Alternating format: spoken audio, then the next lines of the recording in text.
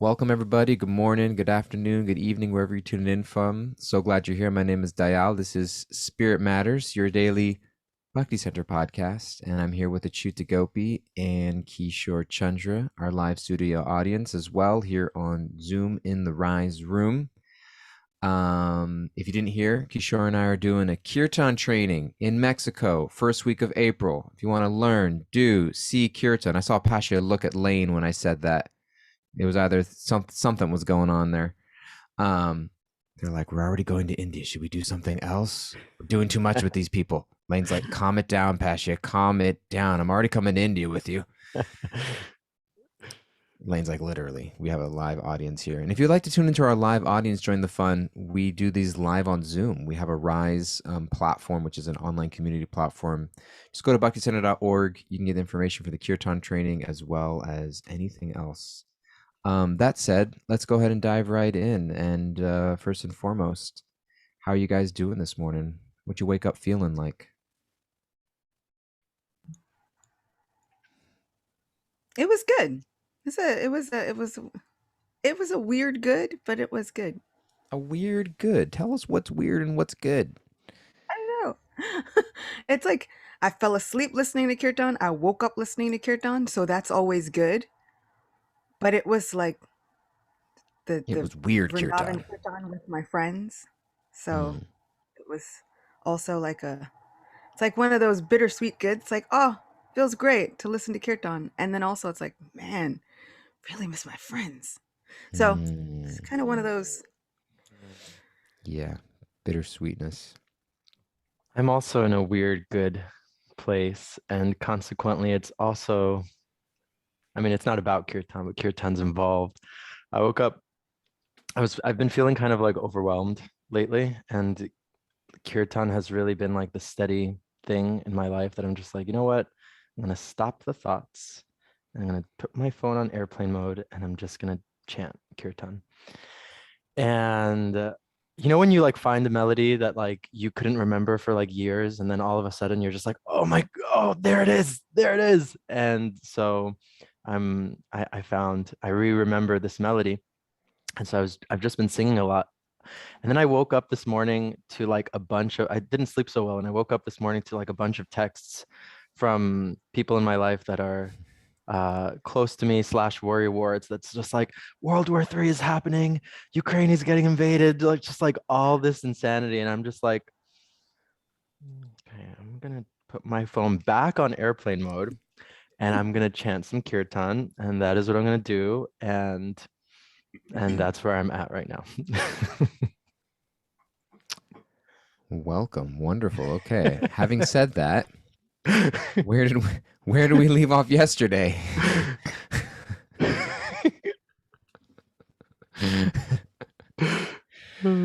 Spiritual codependency. Spiritual codependency. Doyle doesn't care about your problems. Listen, guys, that was just a courtesy question, all right? That was a courtesy question. I wasn't planning to get into all those details. It's just part of this. I'm just reading from the teleprompter, okay? I'm just reading the teleprompter that tells me to check in with you guys every morning. The truth is like, Okay? I miss The my briefer, friends. the briefer we keep it, the better, okay? The truth is like, I miss my friends. I'm like, World War III is happening. So I was like, so where do we leave off? Where did we leave off yesterday? No, but seriously, where? Spiritual. we could talk about those things too, guys. I came in this morning thinking like I'm just gonna start the show and then just hand it off to you guys. So you could take it off to weird kirtans, missing friends, World War III, or spiritual codependency.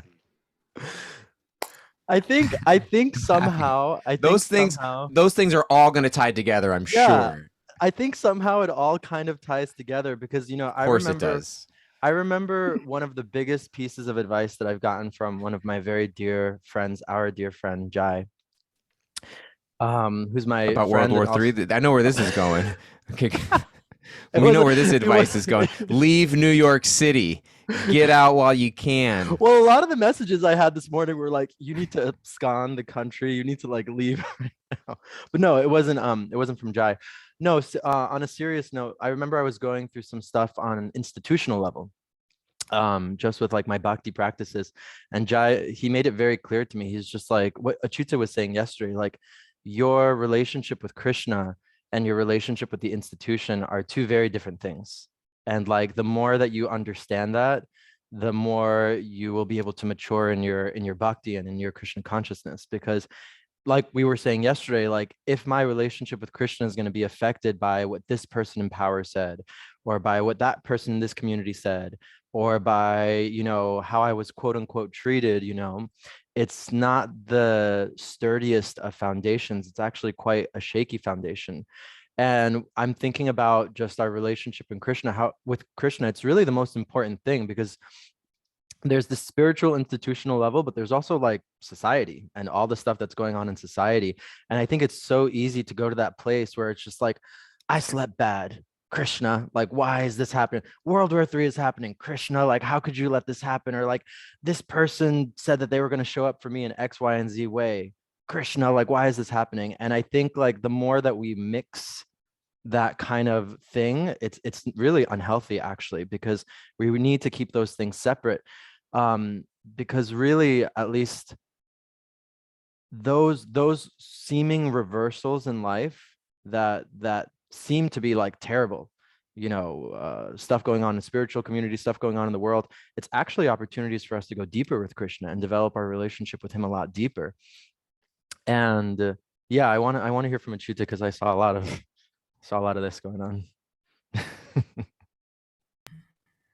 Yeah, I think that that's absolutely true. And I was kind of raised in that way, where you're in it, not of it. And we have to look at the whole world that way. And while we tend to think of the secular world that way, we tend to think of our spiritual world the total opposite way. Be totally of it.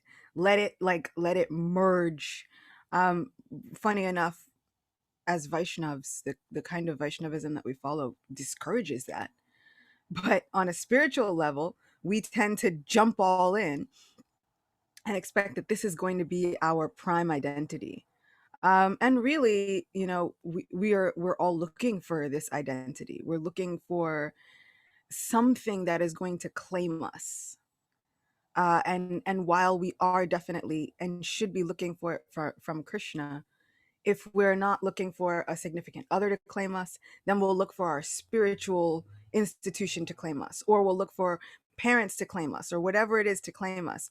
And really, we're all looking for connection, and our souls are yearning for this connection. And it's just interesting to see the unlimited ways that it shows up when we don't find that connection, when we aren't claimed. And on a micro level with our individual souls, on a large scale level with the whole world, everybody's looking to find connection and or lord it over material nature. And that's also like a one of those iskonisms, or like lord it over. It's like become a phrase. Like what does that even I'm mean? going to lord Who it over. yeah, who uses these things? But yeah, we're trying to become these like material overlords, and it's impossible.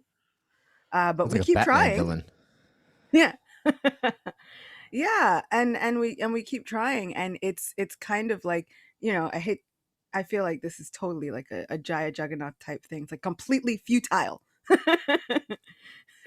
And at some point we really need to like get it into our heads that it is a little bit futile, but not in the most like despondent and depressed way, but in a way where it should make us feel a little bit more free. Like you don't have to try so hard, you don't. And the thing that you're looking for most is not necessarily there, even in that institution. The thing that you're looking for most, that we're looking for most and yearning for, Sachinandan Marg, is always like there's a Krishna shaped hole, and we keep trying to put other things into it, even up unto the point of our spiritual leaders and organizations. And I think we have to allow room for other souls to have their experiences and their lives, and understand that that is distinctly separate from our experience. Hmm. I this also relates to where we left off yesterday, an extent of being clear what we're looking for and where we're looking for it, and giving people an opportunity to let us know if they're able to give that or not. You know, there's multiple steps in identifying our needs and what we're looking for in material or spiritual life. And the first one, most of the time, we're expecting people to fill our needs without us even knowing it. We don't know what our needs are and that we're expecting other people to fill it. We've assigned roles for them in our lives that they have not auditioned for or signed up for. And then we get upset when they're not performing those roles or fulfilling our needs in some way. And we just think it's about them and this action that they did or didn't do. But really, it's about I have a core need or I was looking for something. Like you said, Achut, I was looking for something and I really wasn't even sure what I was looking for, but somehow on some subconscious level, I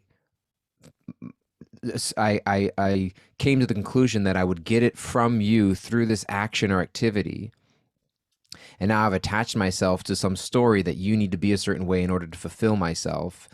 And then rather than taking a step back and being like, wait a minute, what is it that I'm at? Oh, I'm looking for connection. I'm looking for a fulfillment. I'm looking for contribution or whatever it may be.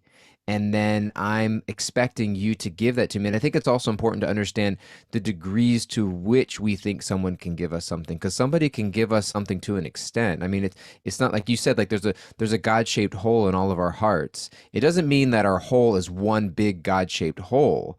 It means that there are roles and ways that other people can assist us to feel the things that we need, but no one person or even the conglomerate, is that what I wanted? The amalgamate, the totality of all people can't fill ourselves completely.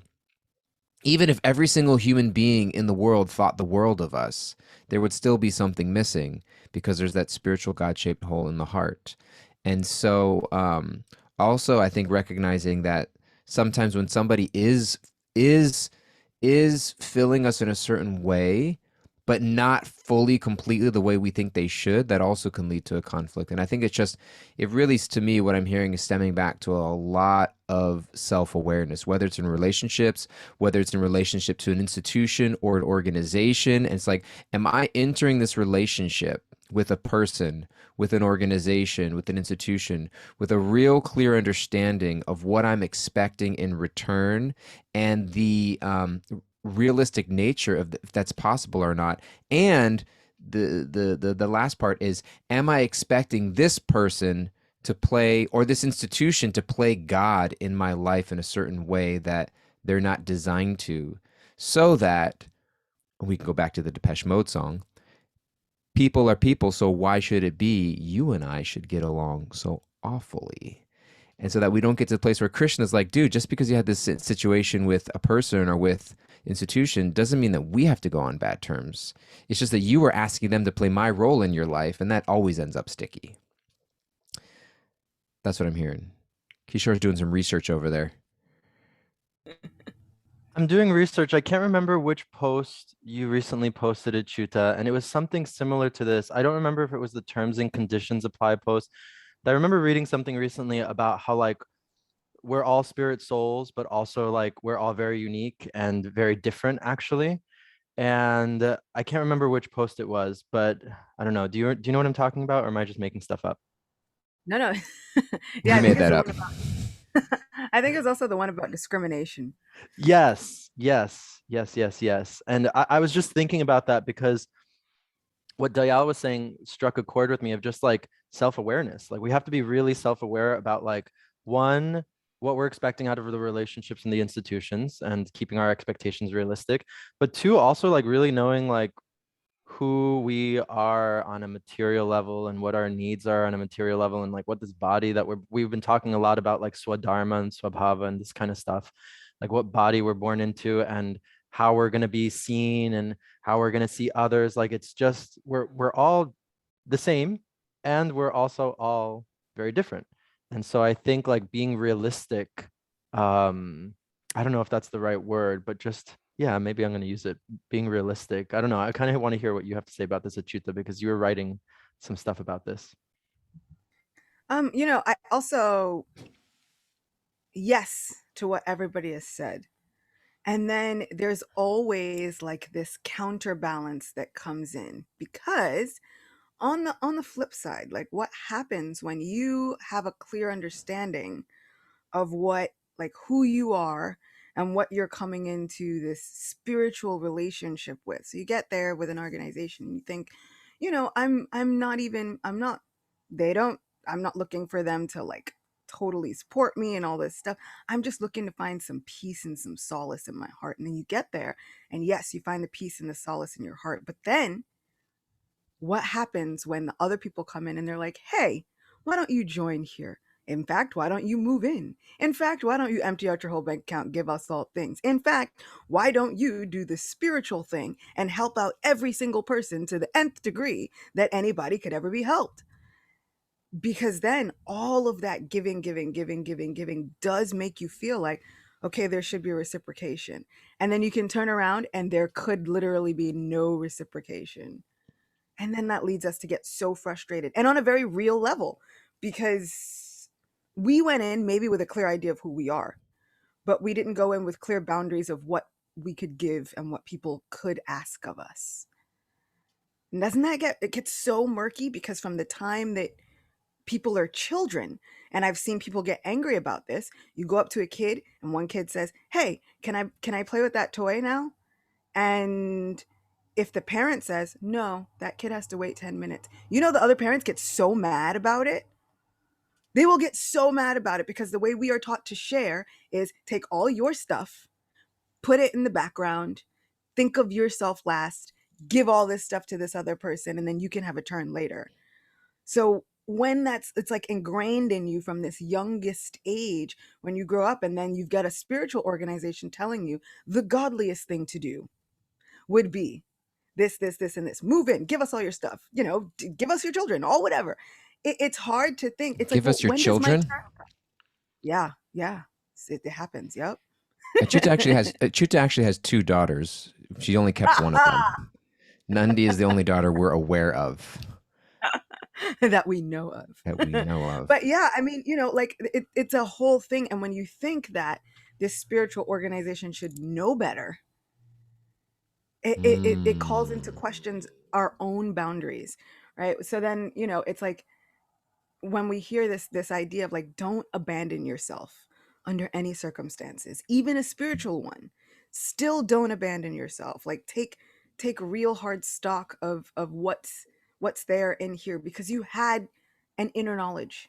You absolutely have an inner knowing, and it's something that should never really be abandoned, because then you get into sticky situations and then something happens along the line. You're like, well, I gave all of this and now nobody's here to support me. And then what usually happens is like, who said our religious organization was supposed to support you for the rest of your life? And it's like, well, no one, but you did ask for my whole entire bank account and life.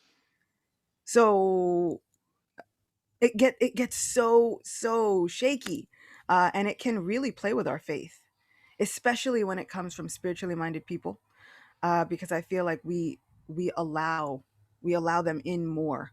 It's easy to set up those boundaries when that's secular, but when it becomes spiritual, those lines get blurry, and I feel like they shouldn't have to. And while it should be incumbent on spiritual people not to ask, they shouldn't be, encroaching on those boundaries. It does happen, and it'll happen everywhere. So I think that not only do we have to be clear on who we are, but how much we can give. And it's okay to have a hard no on how much we can give, even spiritually. It's like I can't do that. And it doesn't make me a bad person, doesn't make me a bad spiritualist, but it does help me protect my inner kingdom of God. Mm. I there was two things that came to my mind. One was an analogy that I think of often, that in terms of capacity, when we think of our emotional, mental, psychological, or spiritual capacity, it's really hard to consider this idea of boundaries or limits, because we just kind of assume that there should just be this, because it's harder to measure, like, what's my mental or emotional or spiritual capacity, and so we just keep on giving. But physically we understand our limits very well. Like if I'm holding a bunch of stuff, You know, if I'm like coming back from the grocery store and I've got like my arms full of stuff and somebody says, "Hey, could you hold this for me real quick?" It's easy for me to be like, "Actually, no. Like I physically cannot hold more right now because like my hands are full, my arms are full." And anybody looking at that would recognize like, yes, okay, that you physically can't take something else. But when it comes to emotional or spiritual capacity, we somehow just think there's this it's like endless limit to what we can take on. And whenever you say no, I can't right now, there's this shaming that can easily take place because there's this assumption that you should be able to do more. And we also sometimes assume that my arms and hands have to be completely full in order for me to say no. Like the only reason I would ever say no is if you added another mustard seed to my plate, I would topple over. And getting to a comfortable place where I don't have to allow myself to get to that point in order for me to as you said, start to set those boundaries. And I think also sometimes, as the other point that was coming to my mind was in terms of, as you mentioned, like expecting things from other people. Like I've seen this oftentimes when people get like, even when people will engage in intimate or romantic relationships in spiritual communities, and they'll say, "Oh, I would have never expected that from a devotee, or never would have expected that from so and so." And it's like, well, yes, but there's also, like you're saying, people are allowed to ask and you're allowed to say no. You know, we can't fault people for asking or requesting or something, but we also have to be able to allow ourselves to say no or set a boundary or whatever it may be, and not overly extend or give ourselves in a way like we almost need that mature foresight to know that if I'm not going to be like, some people will say like, you know, they're in an issue with somebody and like, should I reach out and should I say something or should I do something? And I'm just thinking like, what do you expect to happen as a result of you reaching out? Like, are you expecting a certain type of response? Are you expecting an apology? Are you expecting an acknowledgement? Because if you are, you got to be real clear. Like, what are you going to do if you don't get it? You have to have a contingency plan. What are you going to do if you don't get what you're looking for? And are you willing to like very straightforward and clearly ask what you're looking for? Like, hey, I need an apology. I need an acknowledgement or recognition. I need a favor. I need retribution, you know? Because some people will just reach out and they'll just like, they'll share their experience. I'm just sharing my experience with you and getting this off my chest and the way you hurt me and this and that. You're just putting it all out there. And then it's like, and they didn't even respond. Like, well, they don't have to respond. They didn't ask you to reach out. You made the choice to reach out to say all of that. And if you needed something very, very specific, you need to ask yourself, do I think I'm going to get that from them? Am I willing to ask it from them if I do really need it?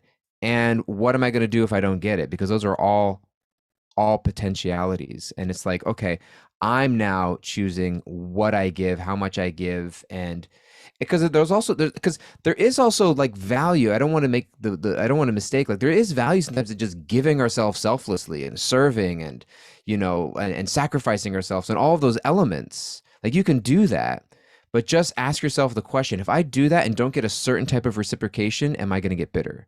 And if that's the question, then we just got to be a little bit more careful.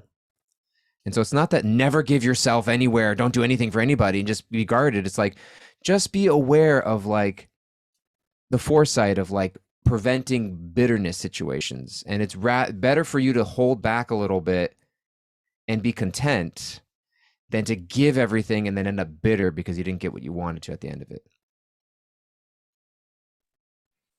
I'm really appreciative of this last point that you brought up, DG, because I was about to say that, and then you said it, and I was like, yeah, I'm glad he said it. That there's actually nothing wrong with giving yourself selflessly, and that's very much a principle in our philosophy. And I was also thinking while you were speaking, while Juta was speaking, like there's nothing wrong with community. There's nothing wrong per se with institution, and actually, like I think it's such a nuanced topic, and there's so much more to dive into here, because it's like it's this fine line that we're kind of like tippy-toeing on and balancing between. It's like, what are my boundaries and my expectations from people, from friends, from other spiritualists, from the community, and then how much am I like involved in this community? Because something that I've been thinking of, and I've gone through this personally, and I'm sure we all have, is like, when I'll speak for myself, where it's like when I see an institution, whether it be a spiritual institution, a secular institution, a governmental institution, going in my mind a way that I don't necessarily agree with, or maybe I feel burned or bitter or whatever, I'm just like, peace, I'm out of here, getting on a plane. See ya, going to Brazil, going to the beaches. Ciao. And that's that, like I'm just like, okay, cool, whatever.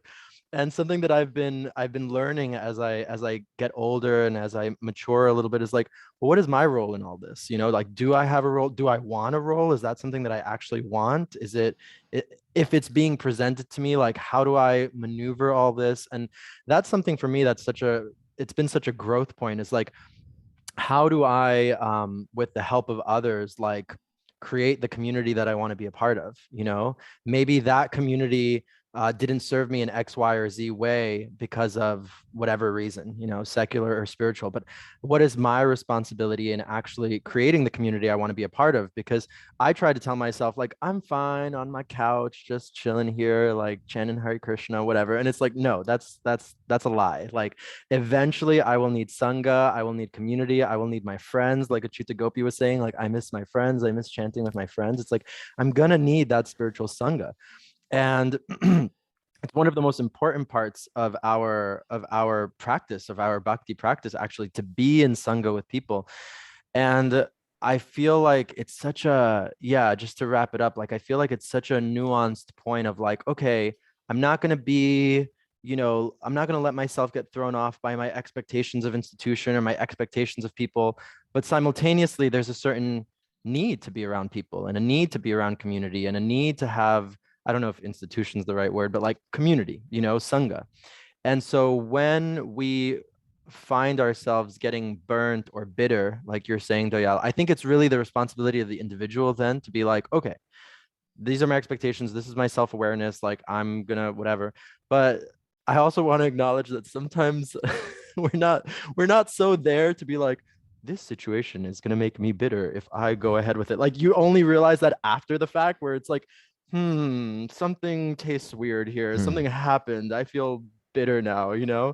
So it does take practice to be like, okay, I've done this 5 to 10 times. I know now that if I do this, it's gonna make me feel bitter afterwards. So yeah, yeah. Yeah. I see a We Chuta we need a smiling a lot. we need a bitterness app. Like a Yes, we do. bitterness app. It's just like that you plug it in and it's just like beep beep beep beep beep beep beep beep beep beep beep beep beep beep beep beep beep beep. Okay, don't go forward with can I that. end on can I end on a real story? Yes, please. So when my parents first joined the movement in the 70s, like 1974, um, first generation, and everything was amazing. Well, my parents are also a little standoffish, so it's like everything's amazing. We'll see. And and they moved into the temple and everything, and then finally one day, there was a mandate. You have to send your kids to Gurukul. And so this is where the whole like give us your children. So Yeah. like Gurukul school. so right, so it's like, send your kids to boarding school. Um and my dad is so an individualist, and he's like, or like, what's our other option? And they're like, or else. And he's like, or else what? And he's also like a real like kshatriya warrior type dude. The man studied and taught karate for like years, and Really? did all like, yeah, he's super like martial artist. It's really cool. Kicks people in the chest and stuff. It's very I would exciting. love to get kicked in the chest by your dad. Ah, ah. so it's like, or else what? And the ultimatum came down. It's like, or you have to leave. And my parents had a really, really tough decision. Do they send their 5 and 6 year old, or 6 and 7 year old, however old they were, and this is my oldest brother and sister, do they send them to Gurukul or do they leave? And they made the choice to leave. My parents had cousins and like aunts and cousins at the time who were also devotees, and they heard loads of kind of like derisive comments from them, and they were going to send their kid, it was like my second cousin or something, to Gurukula in this boarding school. And it was all, you hear the devotee isms like, well, you can't buy a ticket to Vrindavan. So it's like all those things like, well, I guess you're just less advanced and less fortunate spiritually as a human. And those things hurt like hell. But they made this hardcore decision to leave, move back out of the temple that they had been living in for some years, move back to their home and start kind of from scratch, because they had given everything, their time, jobs, money, all the things, to this organization. And when they didn't send their kids to Gurukula and then they moved out of the temple, then there were horrible rumors. Oh, they've left the movement. They've left Srila Prabhupada. They blooped with this like term that started floating around about devotees not being devotees anymore. Oh, they're in Maya, they're in illusion, all this stuff and all whatever. And they kind of had to stay away from this temple community that they'd worked hard to kind of like build and make a place for themselves in. And that lasted for, I think, some years. But my second cousin who went to Gurukula was actually abused heavily, Mm. and is still to this day one of like the most militant second generation, well, 1.5 generation ners that I know of. And when he came back and there was all this like fallout from it, because they're trying to figure out how to help, and they're trying to figure out how to reconnect this person back into this society, and to this day still doesn't necessarily really want to be a part of this institution. I'm like, it becomes so dicey, because we can even Mm. know what our boundaries are, we can even enact those boundaries and protect those boundaries, but while it's happening, we have to protect those boundaries then also, and have faith also that we are doing the right thing by protecting those boundaries. And I kind of said to somebody recently, I said, if you look at Vaikunta, the kingdom of God, it's for everybody. She said, yeah. I said, but Vaikunta has very, very special things. Has gates and gatekeepers. So, yes, the kingdom of God is for anybody, everybody, but it still has gates and gatekeepers. And that's what I meant by protecting our inner kingdom of God. We should understand that there are gates and there are gatekeepers, and it's okay to have them. Even the most spiritual place has gates and gatekeepers. Even Goloka Vrindavan has gates and gatekeepers, and those gatekeepers are wonderful gopis, which are really awesome. They stand there with sticks. They're like really cool. But like it's okay to have these boundaries, even if it looks like it's at the detriment of your spiritual advancement. And so sometimes looking at this spiritual advancement is not just this 1, 2, 3 step. It's not just linear. It takes a meandering path through life. And it takes us being really honest with ourselves and with each other, and really talking it over, especially if you're in a family group. It takes talking it over with family. It takes really looking at those decisions. Okay, if I enact these boundaries, what's the fallout to myself and everybody around me? And are we okay with this?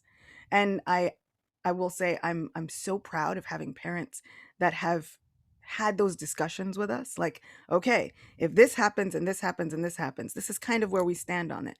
But if there's fallout, what do we think about it? How do we feel? And like I said, I'm so thankful and I feel so blessed to have parents and a dad who would have those hard talks where it's like, well, if something were to go down, here's where we stand.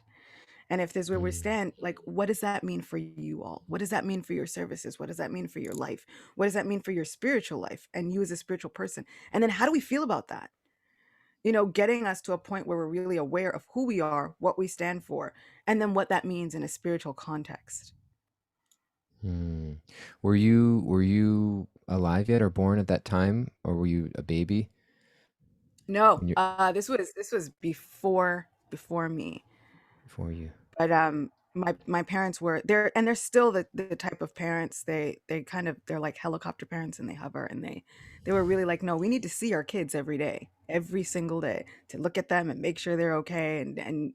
and so then, yeah, they made really hard decisions, and it was tough. My mom was like, and she always says, she's like, were it not for your father, I don't think I would have been able to make that kind of strong decision and stick with it, because when the comments of other spiritual people can be really insidious, and they get in there and they find ways to say the things that are well-known triggers, that are going to trigger you Yeah. and elicit this reaction, and most of the time it is to gain a sense of, I'm doing the right thing, right?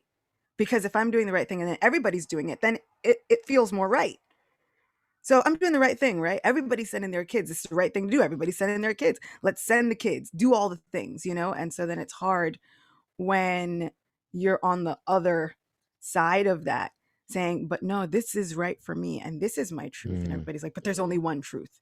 And we started this podcast talking about the nature of four, right? 2 + 2, 3 + 1. There are Mm. different ways to get to four.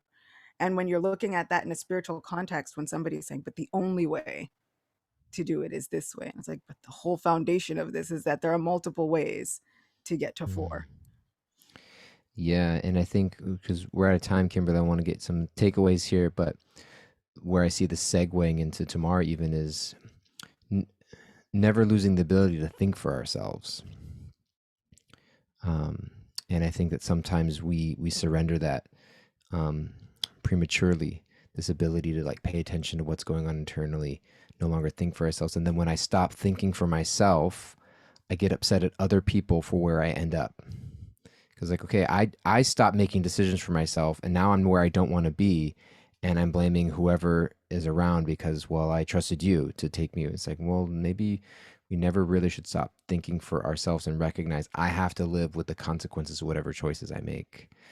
It doesn't mean that we should now get down on ourselves wherever we end up in life, but it's a sense of always being able to pay attention to what feels right, and never, even in spiritual communities, lose that ability to think for ourselves. So thank you for being real and sharing stories. Um, Kimberly, what do you got for us, Kimberly? Be in this world, but not of it. We can protect our internal kingdom of God by being clear of who we are and how much we can give, both materially and spiritually. And lastly, it's okay to have boundaries. Even the most spiritual place has gates and gatekeepers. Protect what's valuable.